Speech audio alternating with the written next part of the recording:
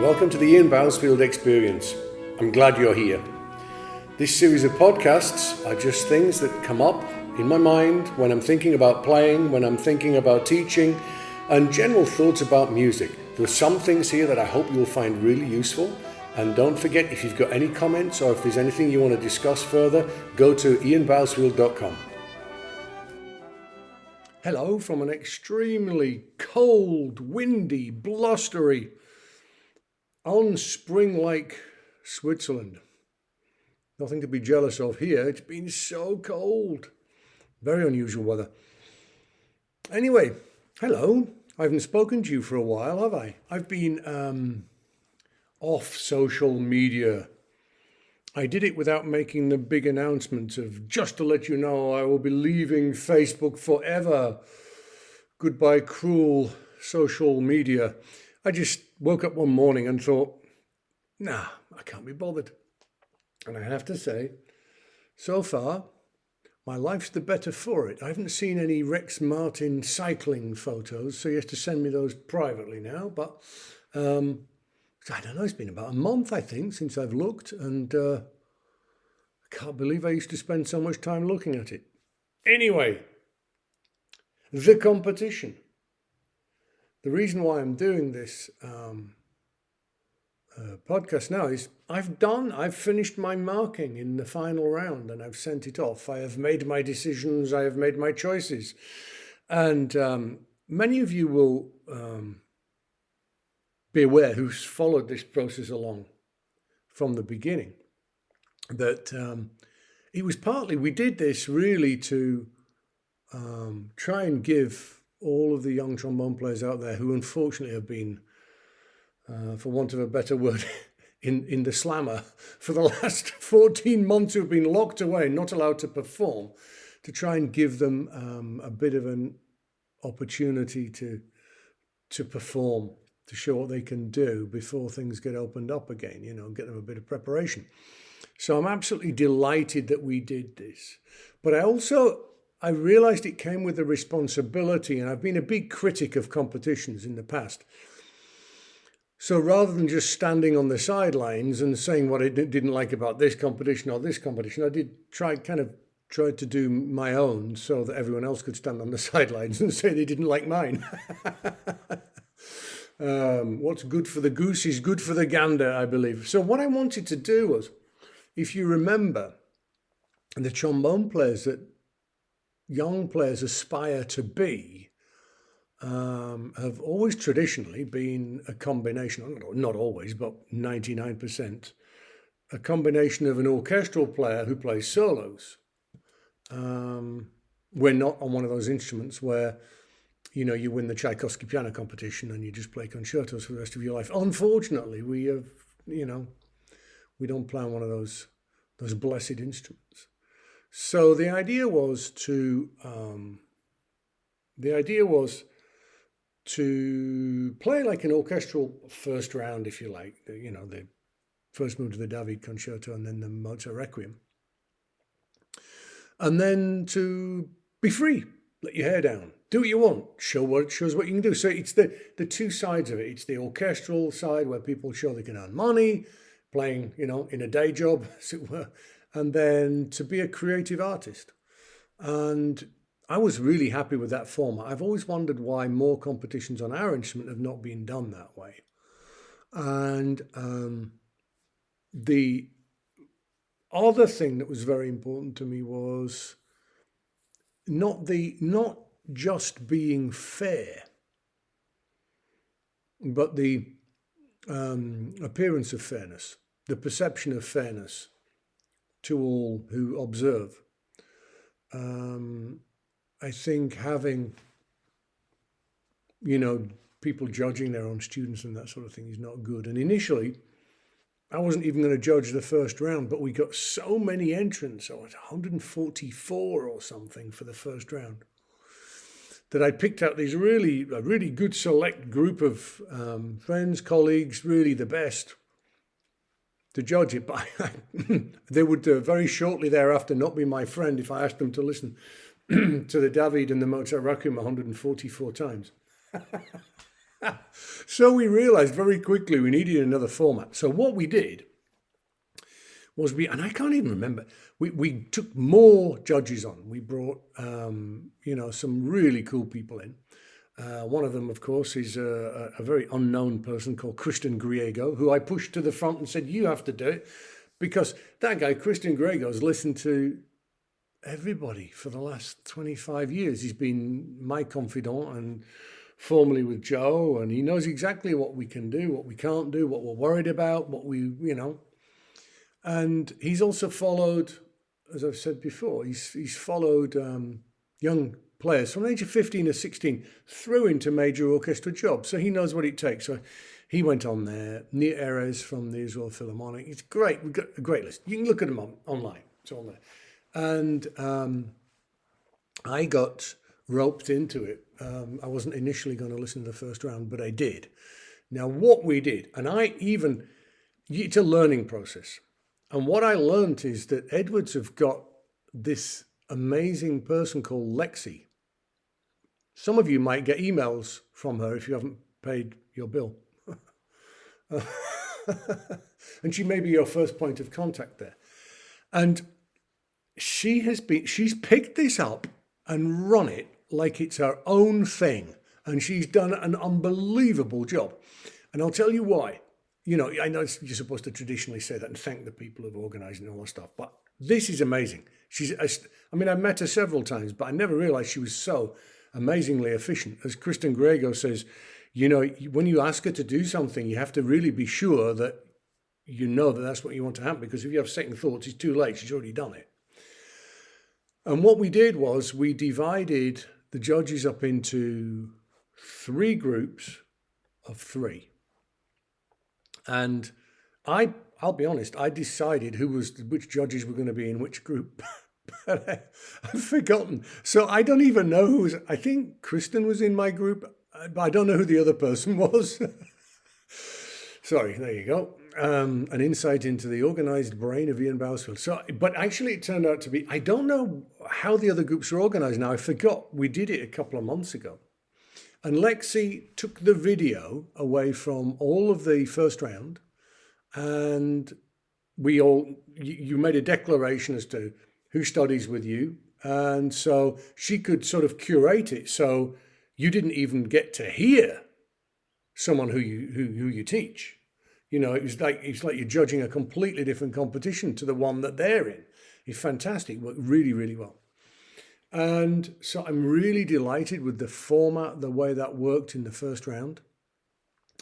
And we submitted our points.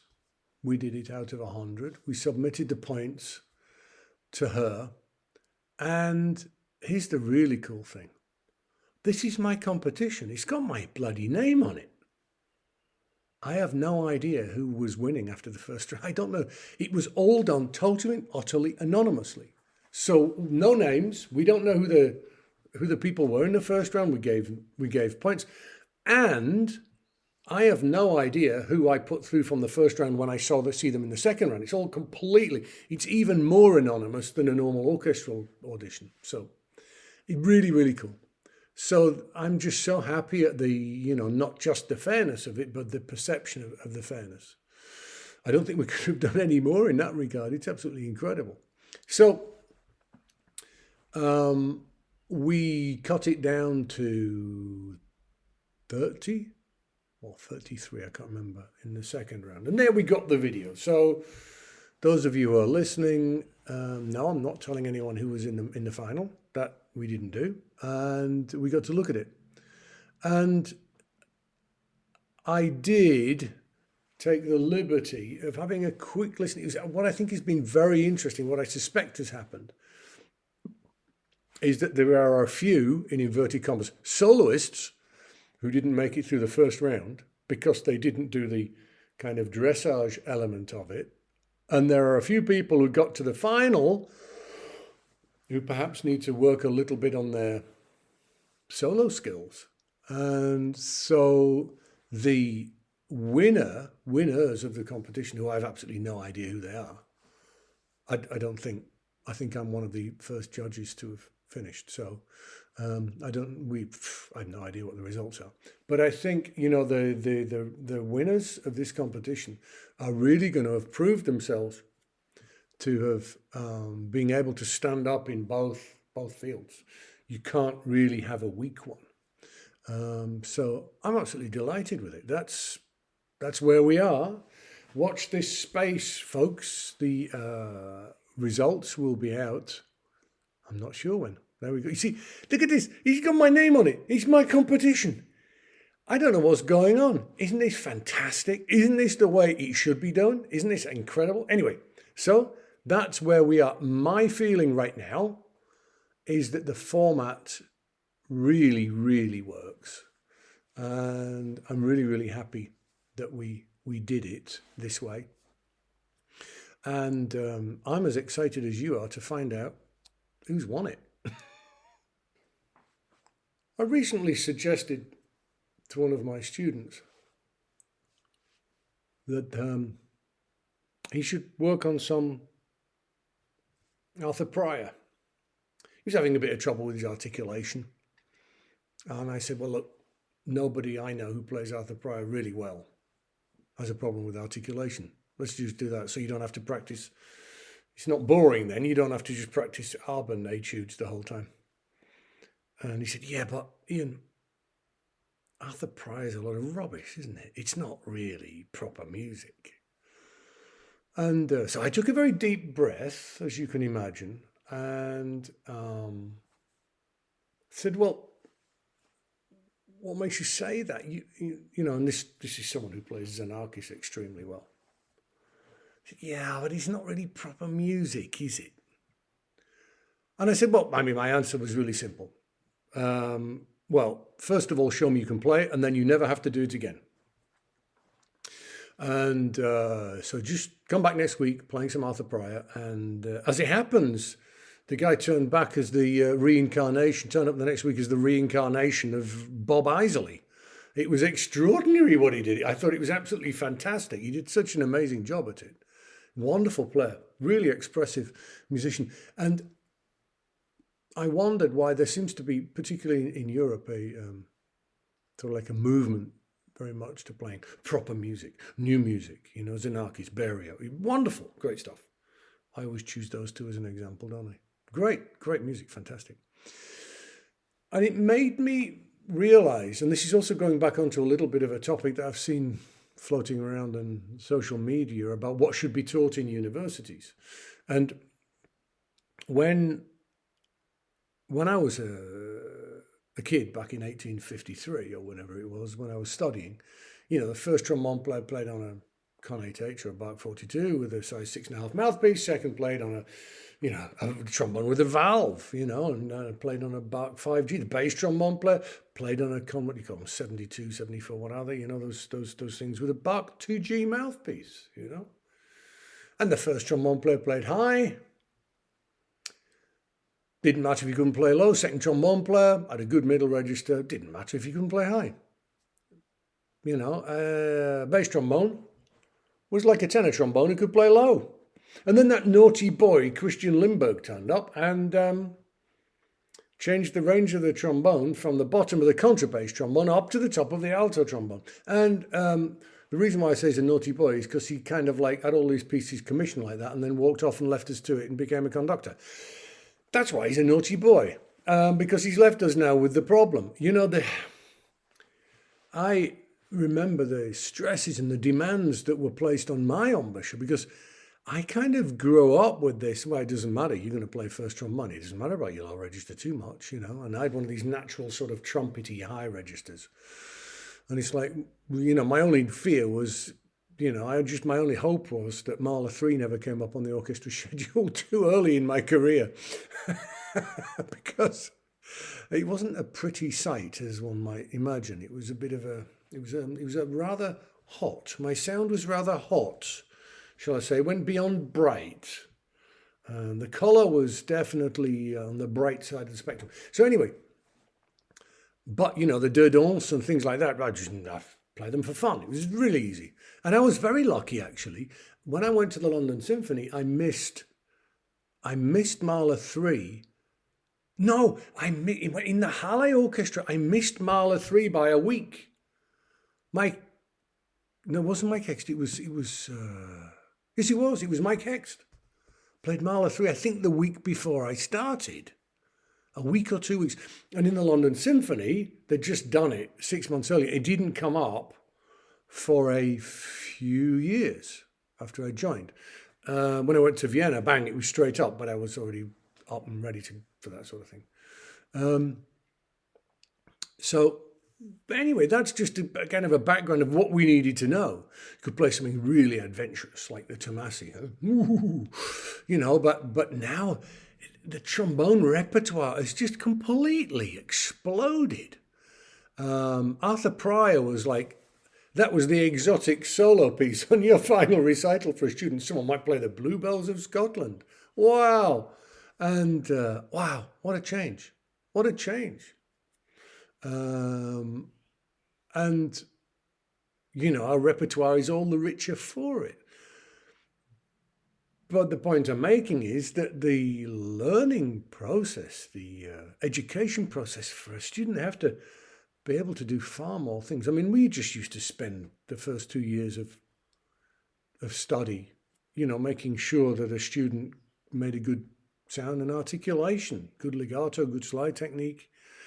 And things, they have to sort of hit the ground running much more these days. And I think that's to the detriment of basic technique, which is what leads me into Arthur Pryor. Not necessarily as basic technique as you might think of it, but as to basic performance technique. When I was a kid, I used to play solos in what they called working men's clubs. And it would be where working men would go on a Saturday night and drink too much beer, and they'd have an act on. They'd have a comedian, they'd have an Elvis Presley impersonator. Horrible places they were. Floors were sticky because the beer had kind of like dried onto the floor. And on a Saturday night, the working man would take his wife there, who would put her best dress on and whatever. And they'd probably bring the grandmas, and it was like the family night. And as part of the entertainment, they'd usually have a kid up on the stage doing something, like a Judy Garland sort of impersonation or whatever. And because I came from the north of England, it was very often a brass player, because in the north of England back then, you either played cricket or a brass instrument. In my case, both. That was like what you did. And so I'd stand up when I was 7 or 8 or 9 or whatever and play Bless This House or the Lost Chord, who knows, the Holy City. And I realized that if I played in a certain way, the grandmothers used to give me more money after I'd finished. Oh, come here, love. Oh, yeah, you're lovely, And then they'd reach into the purse and a coin had come out. And I thought this was great. It's fantastic. I used to. So Saturday night, Sunday morning, I'd get up and do my paper round and then go and spend what I'd earned on chocolate.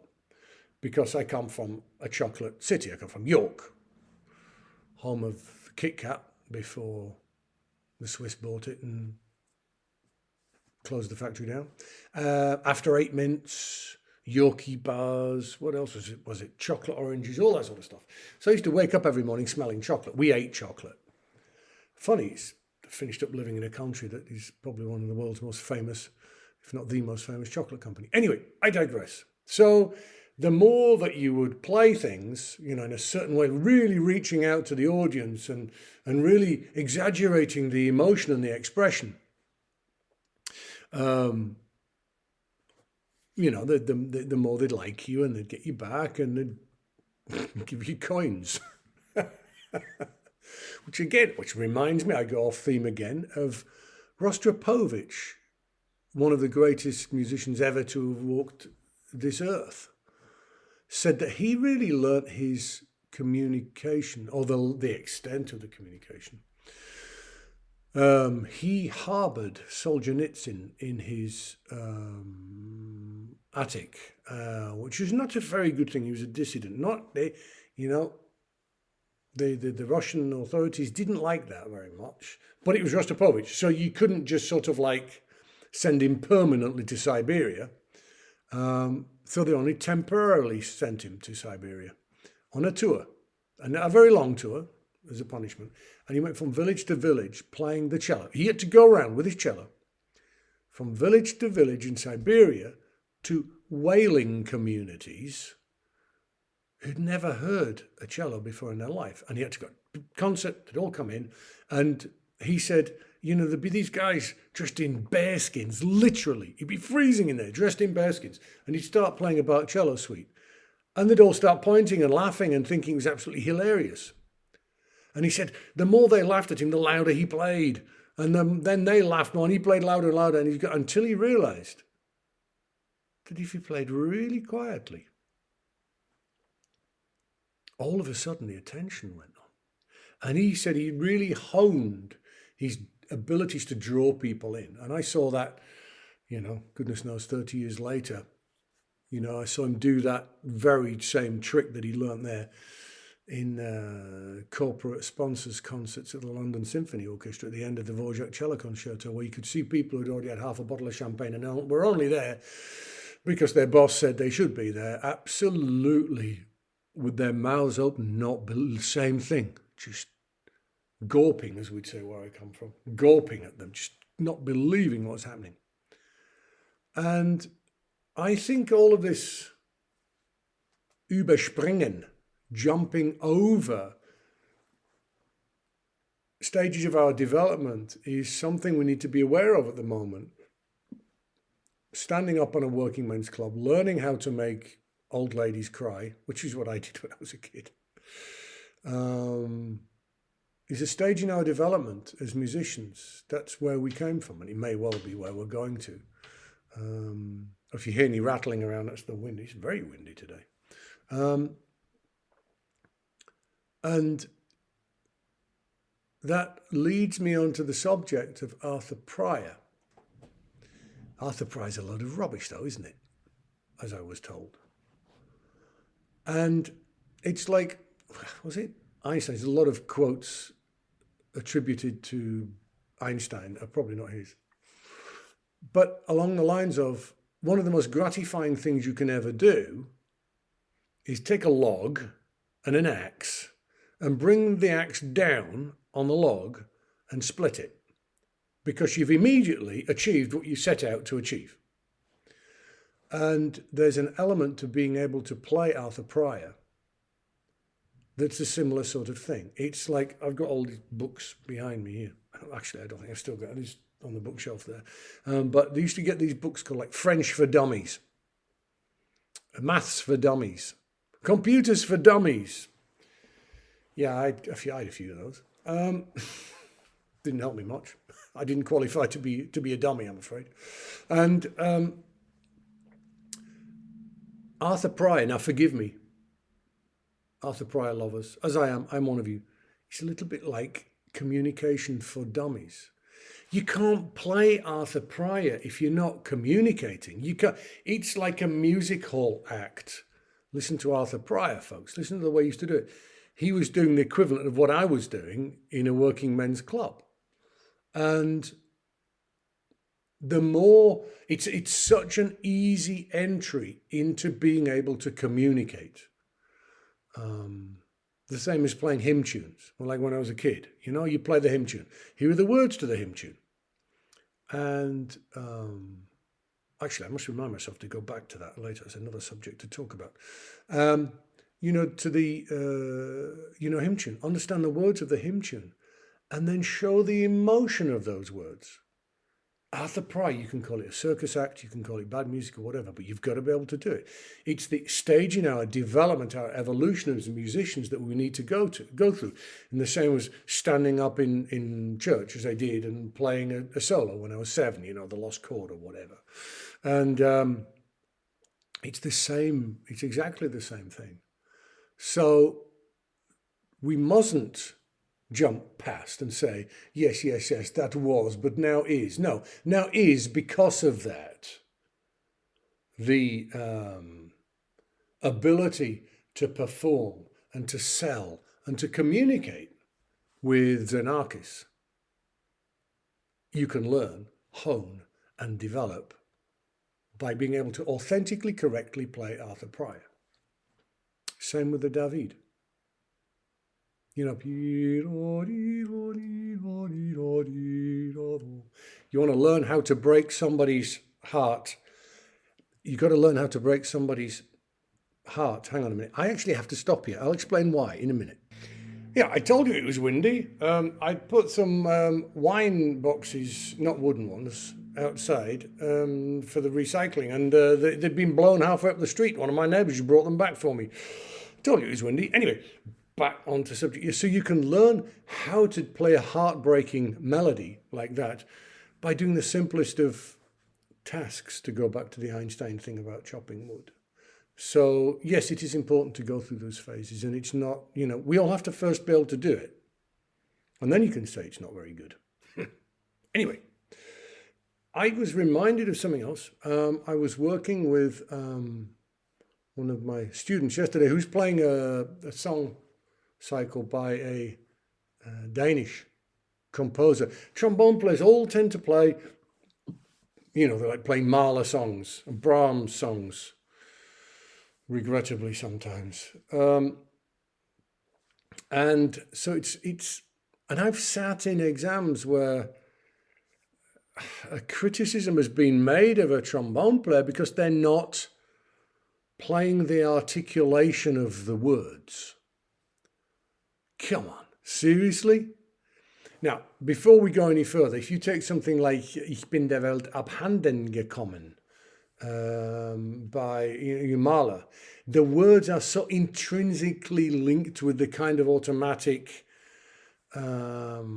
articulation. And I'm not talking about the phrasing here, folks. I'm talking, of course, we play the phrasing according to, to the words, to the text. But the actual articulation, that you would articulate two notes differently depending on whether it's a consonant or a vowel or yeah. See, the problem is this song cycle. You see, it was in Danish. So first of all, there's two problems here. One is the only person on the stage who can see and understand the words is the soloist. The people in the audience don't know what the words are, and if they did know what the words were, they wouldn't understand them. That goes mostly for people who play Brahms, Schubert, Mahler songs. Come on, face it, folks. You don't know what those words mean, do you? And when there is an English translation, the English translation tends to be horrible, I have to say. I was at the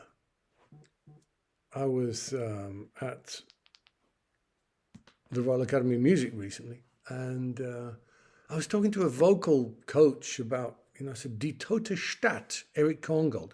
The English words, the English translation, they're no relation whatsoever to the German, in my opinion. And he said, well, why don't you go and talk to that guy over there? He did it. This little old guy in the corner. Anyway, I digress again. I tend to, don't I? It's what I do. And I've been in an exam, it's like, oh, he didn't play the articulation of the words. It's like, that's like something just to please academics, just to get them happy. Now, remember, I said, yes, the words, the text will show us the phrasing. Yes. Our job as a trombonist, we don't have words. We can't say words through the trombone like someone singing. So our task with these songs is something quite different. There are two things. First of all, when I've approached doing these, you have to set your tongue free. Ta, da, do, to. All go out of the window. In order to successfully play vocal repertoire on the trombone, you cannot use basic trombone technique. You cannot use the standard way of articulating. It's got to be, as the French would say, a feeling. It's got to be relating to the emotion that you want to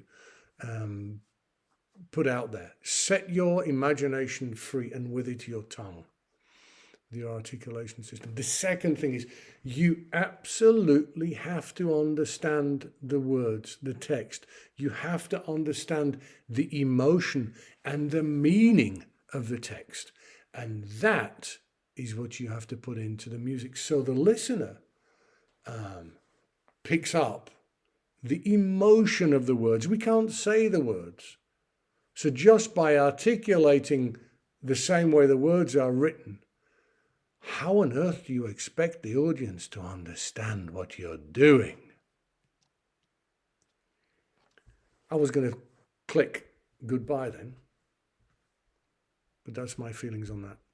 And I would just like to say, it's been nice talking to you. I haven't done one of these for a long time.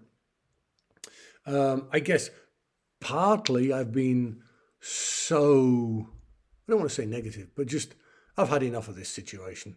I've had enough. I want things to move on. I'm a musician. I want to play. I'm not playing. I'm getting really jealous now because some orchestras are starting to do things again. I'm not doing anything. I'm not doing any playing.